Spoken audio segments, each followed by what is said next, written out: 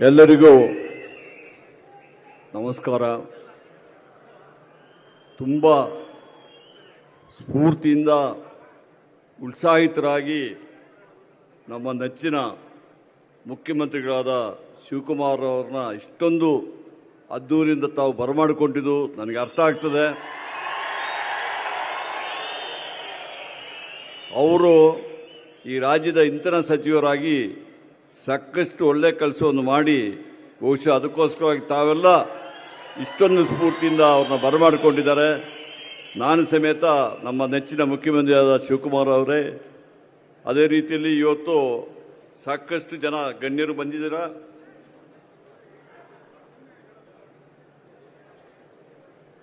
CESCOM ಅಧ್ಯಕ್ಷರಾದ Ramesh ಬಡ್ಡಿಸಿದ್ದಗೌಡ MLA ಅವರೇ, ಹುಬ್ಬಳ್ಳಿ ಕಂಪನಿಯ ಅಧ್ಯಕ್ಷರಾದ ಖಾದೀರ್ ಅವರೇ, ಮಂಗಳೂರು ಕಂಪನಿಯ ಅಧ್ಯಕ್ಷರಾದ ಹರೀಶ್ ಕುಮಾರ್ ಅವರೇ, ಗುಲ್ಬರ್ಗಾ ಕಂಪನಿ ಅಧ್ಯಕ್ಷರಾದ ಪ್ರವೀಣ್ ಪಾಟೀಲ್ ಅವರೇ, ಇಲಾಖೆಯ ಅಡಿಷನಲ್ ಚೀಫ್ ಸೆಕ್ರೆಟರಿ ಆಗಿರ್ತಕ್ಕಂಥ ಗೌರವ್ ಗುಪ್ತರವರೇ, KPTCL MD ಆಗಿರ್ತಕ್ಕಂಥ ರಾಮ್ ಪ್ರಸಾದ್ ಅವರೇ, ಬೆಸ್ಕಾಂ MD ಆಗಿರ್ತಕ್ಕಂಥ ಶಿವಶಂಕರ್ ಅವರೇ, KPCL MD ಆಗಿರ್ತಕ್ಕಂಥ ಚೋಳ್ನವರೇ, ಚೆಸ್ಕಾಂ MD ಆಗಿರ್ತಕ್ಕ ಅರ್ಚನವರೇ, ಎಸ್ಕಾಂ MD ವೈಶಾಲಿ ಅವರೇ, ಜಯಕುಮಾರ್ ಅವರೇ, KPCL ಯೂನಿಯನ್ ಅಧ್ಯಕ್ಷರು ನಿಮ್ಮೆಲ್ಲರ ನೆಚ್ಚಿನ ಅಧ್ಯಕ್ಷರಾದ ಬಲರಾಮರವರೇ, KEB ಎಂಜಿನಿಯರ್ಸ್ ಅಸೋಸಿಯೇಷನ್ ಅಧ್ಯಕ್ಷರಾದ ಬಸವಣ್ಣವರೇ, ಎಲ್ಲ ಪದಾಧಿಕಾರಿಗಳೇ, ಸಿಬ್ಬಂದಿ ವರ್ಗದವರೇ ಹಾಗೂ ಮಾಧ್ಯಮದ ಮಿತ್ರರೇ, ತುಂಬ ಸಂತೋಷದಿಂದ ಇವತ್ತು ಈ ಸಮಾರಂಭದಲ್ಲಿ ಭಾಗವಹಿಸ್ತಾ ಇದ್ದೀನಿ. ಬಹುಶಃ ಕಾಂಗ್ರೆಸ್ ಪಕ್ಷಕ್ಕೆ ನಾನು ಮುಖ್ಯಮಂತ್ರಿ ಶಿವಕುಮಾರ್ ಅವರಲ್ಲಿ ನಾವೆಲ್ಲ ಜೊತೆಲಿ ಕೆಲಸ ಮಾಡಿದವರು. ನಮ್ಮ ಟ್ರೈನಿಂಗ್ ಆಗಿರೋದು ಕಾಂಗ್ರೆಸ್ ಪಕ್ಷದಲ್ಲಿ. ಅದಕ್ಕೋಸ್ಕರವಾಗಿ ಯಾವುದೇ ಒಂದು ಜವಾಬ್ದಾರಿ ಕೊಟ್ಟರು ಸರಿಯಾಗಿ ಮಾಡಿಸುವಂಥ ಕೆಲಸವನ್ನು ಕಾಂಗ್ರೆಸ್ ಪಕ್ಷದ ನಾಯಕರುಗಳು ಮಾಡ್ತಾರೆ. ತಮಗೆಲ್ಲ ಗೊತ್ತಿದೆ, ಸಿದ್ದರಾಮಯ್ಯಜಿಯವರು ಮುಖ್ಯಮಂತ್ರಿ ಆಗಿದ್ದಾಗ ಇಂಧನ ಸಚಿವರಾಗಿ ಶಿವಕುಮಾರ್ ಅವರು ಸಾಕಷ್ಟು ಒಳ್ಳೆಯ ಕೆಲಸಗಳನ್ನು ಮಾಡಿದ್ದಾರೆ. ಬಹುಶಃ ನಾನು ಪಾವಗಡಕ್ಕೆ ಇಂಧನ ಸಚಿವರಾಗಿ ಹೋಗಬೇಕಾದ್ರೆ ಅವರು ನಾನು ಹೋಗ್ತಾ ಇದ್ದೀನಿ ಅಂತ ಹೇಳಿದಾಗ ನಾನೂ ಬರ್ತೀನಿ ಅಂತ ಹೇಳಿದರು.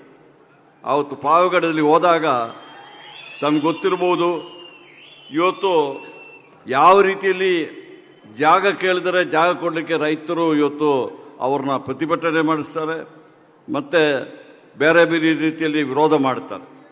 ಆದರೆ ನನಗೆ ಆಶ್ಚರ್ಯ ಆಯಿತು. ನಾವು ಹೋದಾಗ ಪಾವಗಡದ ರೈತರು ಬಂದುಬಿಟ್ಟು ನನಗೂ ಮತ್ತು ಶಿವಕುಮಾರ್ ಅವರಿಗೆ ಏನು ಹೇಳಿದರು ಅಂತ ಕೇಳಿದ್ರೆ, ನೀವು 10,000 ಎಕರೆಯಲ್ಲಿ ಇವತ್ತು ಸೋಲಾರ್ ಎನರ್ಜಿನ ಮಾಡಿದ್ದೀರಾ, ಇನ್ನೊಂದು 10,000 ಎಕರೆ ನಾವಾಗಿ ಕೊಡ್ತೀವಿ ಎಂಬ ಮಾತನ್ನ ಪಾವಗಡದ ಏನು ರೈತರು ಬಂದು ಹೇಳಿ, ಯಾಕೆಂದ್ರೆ ಬಿಟ್ರೆ ಅದು ರೈತರ ಸಹಭಾಗಿತ್ವದಲ್ಲಿ ಆ ಒಂದು ಯೋಜನೆ ಮಾಡಿದ್ದರು. ಬಹುಶಃ ಇವತ್ತು ರೈತರಿಗೆ ಅದು ಲೀಸಿ ಕೊಟ್ಟಿದ್ದಾರೆ. ಅವರೇನು ಮಾರಾಟ ಮಾಡಲಿಲ್ಲ, ಅದನ್ನು ಇವತ್ತು ಲೀಸಿ ಕೊಟ್ಟುಬಿಟ್ಟು ಅವರಿಗೆ ವರ್ಷಕ್ಕೆ ಲೀಸಿದು ದುಡ್ಡು ಬರುವಂಥ ಕೆಲಸವನ್ನು ಮಾಡಿದ್ದೀವಿ. ಬಹುಶಃ ಇವತ್ತು ನಾವು ಅಲ್ಲಿ ಇನ್ನೊಂದು 10,000 ಎಕರೆ ತಗೊಂಡು ಈಗಾಗಲೇ ಅದನ್ನು ಸೋಲಾರ್ ಇದನ್ನು ಮಾಡಲಿಕ್ಕೆ ಈಗಾಗಲೇ ನಾವು ಕಾರ್ಯಕ್ರಮಗಳನ್ನು ಮಾಡ್ತಾ ಇದ್ದೀವಿ. ಬಹುಶಃ ನಾನು ಇಂಧನ ಸಚಿವರಾದಾಗ ತುಂಬ ಖುಷಿ ಆಯಿತು ನನಗೆ. ಯಾಕಂದ್ರೆ ಬಿಟ್ರೆ ತಾವು ಈ ಕೆಳಹಂತದಲ್ಲಿರುವ ಲೈನ್ಮ್ಯಾನ್ಗಳಿರಲಿ ಅಥವಾ ಇಂಜಿನಿಯರ್ಗಳಿರಲಿ ಅಥವಾ ಹಿರಿಯ ಅಧಿಕಾರಿಗಳಿರಲಿ, ನೀವೆಲ್ಲ ಒಂದು ಟೀಮ್ ಆಗಿ ಕೆಲಸ ಮಾಡಿದ್ರು. ನಾವು ಈಗಲೂ ನನಗೆ ನೆನಪಾಗ್ತದೆ ಯಾವ ರೀತಿಯಲ್ಲಿ ಅಸೆಂಬ್ಲಿಯಲ್ಲಿ ಶರಾವತಿಯಲ್ಲಿ ಬ್ರೇಕ್ ಡೌನ್ ಆಯಿತು. ಆಗ ಕೆಲವು ಇಂಜಿನಿಯರ್ಗಳು ಹೇಳಿದರು, ಇಲ್ಲ 6 ತಿಂಗಳಾಗ್ತದೆ 8 ತಿಂಗಳಾಗ್ತದೆ ಅಂತ ಹೇಳಿದರು.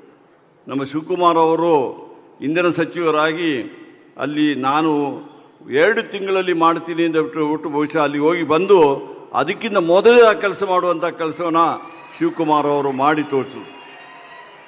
ಮೊನ್ನೆ ತಾವು ನೋಡಿರ್ಬೋದು, ತುಂಗಭದ್ರದಲ್ಲಿ ಕ್ರಶ್ ಗೇಟ್ ಹೋದಾಗಲೂ ಸಮೇತ ಅದೇ ರೀತಿಯಲ್ಲಿ ಅಲ್ಲಿ ಕೂತು ಆ ಕೆಲಸವನ್ನು ಮಾಡಿ ಈಗ ಮೊನ್ನೆ ಒಂದು ಕ್ರಶ್ ಗೇಟ್ ಅಲ್ಲ, ಎಲ್ಲ ಕ್ರಶ್ ಗೇಟ್ಗಳನ್ನು ಸಮೇತ ಹೊಸದಾಗಿ ಮಾಡುವಂಥ ಕೆಲಸಗಳನ್ನು ಮಾಡಿದ್ದಾರೆ. ಜನರು ಏನು ಒಬ್ಬ ಸಚಿವರಲ್ಲಿ ಇದನ್ನೇ ನಿರೀಕ್ಷೆ ಮಾಡ್ತಾರೆ. ಎಂಜಿನಿಯರ್ಗಳಿಗೆ ನಾವು ಮಾರ್ಗದರ್ಶನ ಕೊಟ್ಟರೆ ನಮ್ಮ ಕರ್ನಾಟಕದ ಎಂಜಿನಿಯರ್ಗಳಾಗಿರ್ಬೋದು ಅಥವಾ ಯಾರೇ ಅಧಿಕಾರಿ ವರ್ಗದವರು ಸಿಬ್ಬಂದಿಗಳಾಗಿರ್ಬೋದು, ಅವರಿಗೆ ಕೊಟ್ಟಂಥ ಟಾಸ್ಕನ್ನು ಈಡೇರಿಸುವುದರಲ್ಲಿ ನೀವು ಯಾರಿಗಿಂತಲೂ ಕಡಿಮೆ ಅಲ್ಲ ಎಂಬುದನ್ನು ತಾವು ಮಾಡಿ ತೋರಿಸಿದರು. ಬಹುಶಃ ಇವತ್ತು ನಮ್ಮ ರಾಜ್ಯದಲ್ಲಿ ಇವತ್ತು ಪವರ್ ಕಟ್ ಇಲ್ಲ. ಪವರ್ ನಮಗೆ ಬೇಕಾದಷ್ಟಿದೆ ಈಗ. ಯಾಕೆಂದ್ರೆ ನಮ್ಮಷ್ಟು ಉತ್ಪಾದನೆ ಮಾಡದಿದ್ರು ಬೇರೆ ಬೇರೆ ರಾಜ್ಯಗಳಿಂದ ಹೆಚ್ಚಾಗಿ ಬಾರ್ಟರ್ ಸಿಸ್ಟಮಲ್ಲಿ ನಾವು ಇವತ್ತು ಕರೆಂಟ್ ತಂದು ನಾವು ಅವರಿಗೆ ನಮಗೆ ಅವಶ್ಯಕತೆ ಇಲ್ಲದಿರುವಾಗ ಆ ಕರೆಂಟನ್ನು ವಾಪಸ್ ಕೊಡುವಂಥ ಒಂದು ವ್ಯವಸ್ಥೆ ಮಾಡಿದ್ವಿ.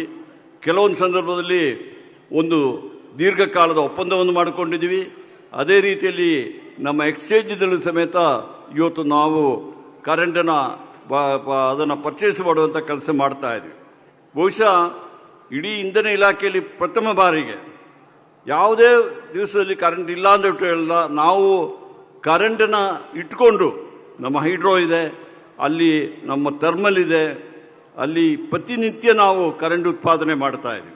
ಆ ಕರೆಂಟ್ ಹೆಚ್ಚಿಗೆ ಬಂದರೆ ನಾವು ಪೀಕ್ ಅವರಲ್ಲಿ ಲಾಭಕ್ಕೆ ಮಾರುವಂಥ ಕೆಲಸ ಸಮೇತ ನಮ್ಮ ಇಂಧನ ಇಲಾಖೆಯಿಂದ ಇವತ್ತು ಮಾಡ್ತಾ ಇದ್ದಾರೆ.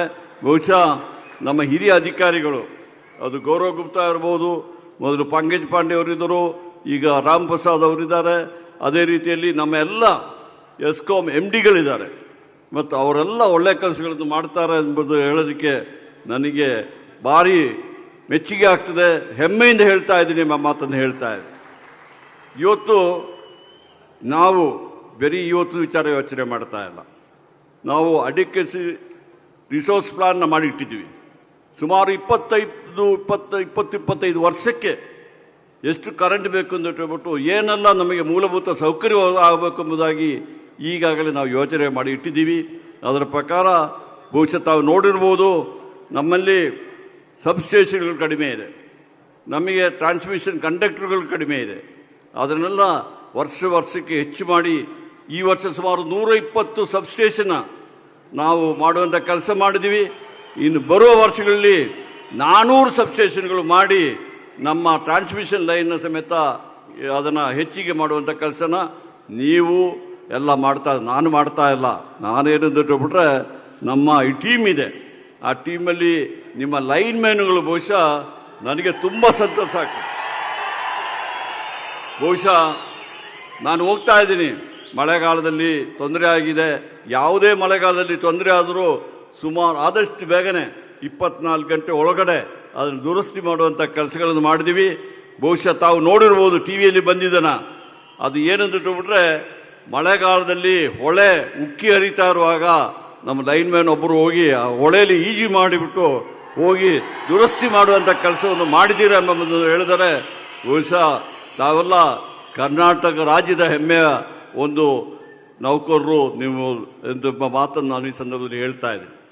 ಬಹುಶಃ ತಮಗೆ ಗೊತ್ತಿದೆ, ನಾವು ಬರೀ ಗ್ರಾಹಕರಿಗೆ ಮಾತ್ರ ಅಲ್ಲ, ಪ್ರತಿಯೊಬ್ಬರಿಗೂ ನೆರವು ಮಾಡುವಂಥ ಕೆಲಸ ಮಾಡ್ತಾ ಇದ್ದೀವಿ. ಇವತ್ತು ನಾವು 5 ಗ್ಯಾರಂಟಿ ಪ್ರೋಗ್ರಾಮನ್ನು ತಂದಿದ್ವಿ. ತಮ್ಗೆ ಗೊತ್ತಿದೆ, ರಾಹುಲ್ ಗಾಂಧಿಯವರು ಭಾರತ್ ಜೋಡೋ ಬಂದು ಯಾತ್ರೆ ಅವರು ಮಾಡಿದಾಗ ಅವರು ಪ್ರತಿಯೊಬ್ಬರೊಟ್ಟಿಗೂ ಚರ್ಚೆ ಮಾಡ್ತಾ ಇದ್ರು. ಅದು ಕಾರ್ಮಿಕರಿರ್ಬೋದು, ಬಡವರಿರ್ಬೋದು, ರೈತರಿರ್ಬೋದು, ಪ್ರತಿಯೊಬ್ಬರೊಟ್ಟಿಗೆ ಕೂತು ಆ ಚರ್ಚೆ ಮಾಡಿದಾಗ ಜನ ಕೋವಿಡ್ ಆದಮೇಲೆ ಕಷ್ಟದಲ್ಲಿದ್ದಾರೆ, ಅವ್ರ ಆದಾಯ ಕಡಿಮೆ ಆಗಿದೆ, ಅದರಿಂದ ಅವರನ್ನು ನಾವು ಶಕ್ತಿ ಕೊಡಬೇಕೆಂಬ ಮಾತನ್ನು ಹೇಳಿ ಅವತ್ತು ಸಿದ್ದರಾಮಯ್ಯಜಿಯವರು ವಿರೋಧ ಪಕ್ಷ ನಾಯಕರಾಗಿದ್ದರು, ನಮ್ಮ DK ಶಿವಕುಮಾರ್ ಅವರು KPCC ಅಧ್ಯಕ್ಷರಾಗಿದ್ದರು. ಅವರೆಲ್ಲ ನಾಯಕರುಗಳೊಟ್ಟಿಗೆ ಚರ್ಚೆ ಮಾಡಿ 5 ಗ್ಯಾರಂಟಿ ಪ್ರೋಗ್ರಾಮನ್ನು ಈ ಒಂದು ರಾಜ್ಯಕ್ಕೆ ಮಾಡಬೇಕು. ಅದು ಚುನಾವಣೆ ಬರ್ತಾ ಇದೆ, ಅದಕ್ಕಿಂತ ಮೊದಲು ನೀವು ಅನೌನ್ಸ್ ಮಾಡಿ ಎಂಬುದಾಗಿ ಹೇಳಿ ಇವತ್ತು ಅವತ್ತು ಏನು ಹೇಳಿದ್ರು, ಫಸ್ಟ್ ಕ್ಯಾಬಿನೆಟಲ್ಲಿ ಅಂದರೆ ರಾಹುಲ್ ಗಾಂಧಿ ಅವರಿಗೆ ಒಂದು ಗೊತ್ತಾಯಿತು, ಜನ ನಮಗೆ ಬೆಂಬಲ ಕೊಡ್ತಾರೆ, ಕರ್ನಾಟಕದಲ್ಲಿ ರಾಜ್ಯ ಸರ್ಕಾರ ಕಾಂಗ್ರೆಸ್ದೇ ಬರ್ತದೆ ಎಂದು ತಿಳ್ಕೊಂಡು ನೀವು ಮೊದಲನೇ ಕ್ಯಾಬಿನೆಟಲ್ಲಿ 5 ಗ್ಯಾರಂಟಿ ಪ್ರೋಗ್ರಾಮನ್ನು ಜಾರಿ ತನ್ನಿ ಅಂತ ಹೇಳಿ ಬಹುಶಃ ಆ ಗ್ಯಾರಂಟಿ ಪ್ರೋಗ್ರಾಮ್ಗಳನ್ನು ಅವತ್ತು ಸಿದ್ದರಾಮಯ್ಯಜಿಯವರು ಮತ್ತು ಶಿವಕುಮಾರ್ ಅವರು ಜಾರಿ ತಂದರು.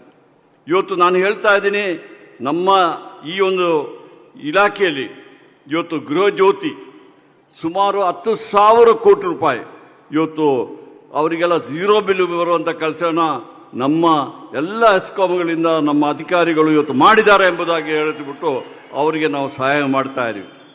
ಅದೇ ರೀತಿಯಲ್ಲಿ ಇವತ್ತು ನಾವು ನೀರಾವರಿ ಪಂಪ್ ಸೆಟ್ಗಳಿಗೆ ಸುಮಾರು 21,000 ಕೋಟಿ ರೂಪಾಯಿ ಒಂದು ವರ್ಷಕ್ಕೆ ಬಡ್ಜೆಟಲ್ಲಿ ಕೊಡ್ತಾ ಇದ್ದೀವಿ. ಇವತ್ತು ಸರ್ಕಾರದಿಂದ ಕೊಡ್ತಾ ಇದ್ದೀವಿ.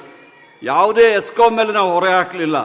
ಈ 2 ಯೋಜನೆಗಳನ್ನ ಸಮೇತ ಒಳ್ಳೆ ಚೆನ್ನಾಗಿ ಜಾರಿ ತರ್ತಾ ಇದ್ದೀವಿ ಎಂಬ ಮಾತನ್ನು ಈ ಸಂದರ್ಭದಲ್ಲಿ ಹೇಳಿ, ಬಹುಶಃ ಇವತ್ತು ಮತ್ತೆ ನೀವು ಒಂದು ಬೇಡಿಕೆಯನ್ನು ಇಟ್ಟಿದ್ದೀರ.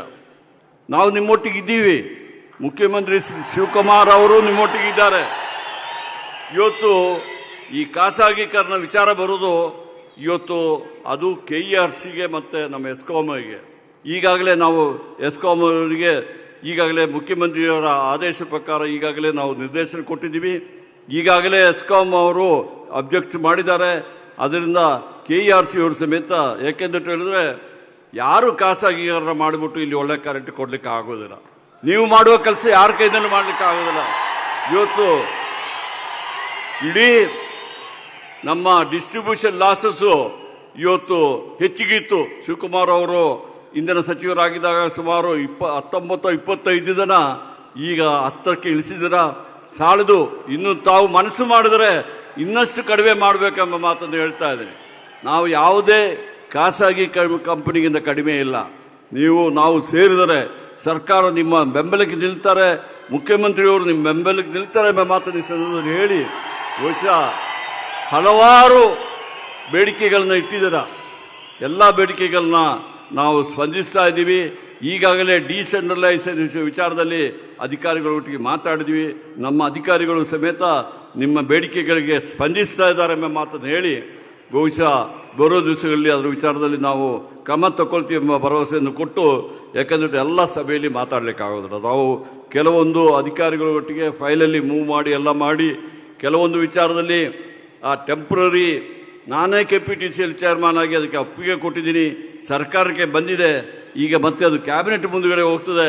ನಮ್ಮ ಮುಖ್ಯಮಂತ್ರಿಯವರ ಗಮನಕ್ಕೆ ತಂದು ಅದು ಸಮೇತ ಕ್ಯಾಬಿನೆಟ್ಟಲ್ಲಿ ಒಳ್ಳೆ ಡಿಸಿಷನ್ ಆಗ್ತಾ ಎಂಬ ನಿರೀಕ್ಷೆಯಲ್ಲಿ ಇದ್ದೀನಿ ಎಂಬ ಮಾತನ್ನು ಈ ಸಂದರ್ಭದಲ್ಲಿ ಹೇಳಿ, ಬಹುಶಃ ನೀವೆಲ್ಲ ಸೇರಿ ಒಳ್ಳೆ ಕೆಲಸ ಮಾಡೋಣ.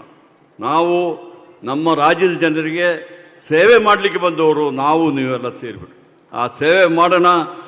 ಸೇವೆ ಮೂಲಕ ಜನ ಬೆಂಬಲ ಪಡ್ಕೊಳ್ಳೋಣ.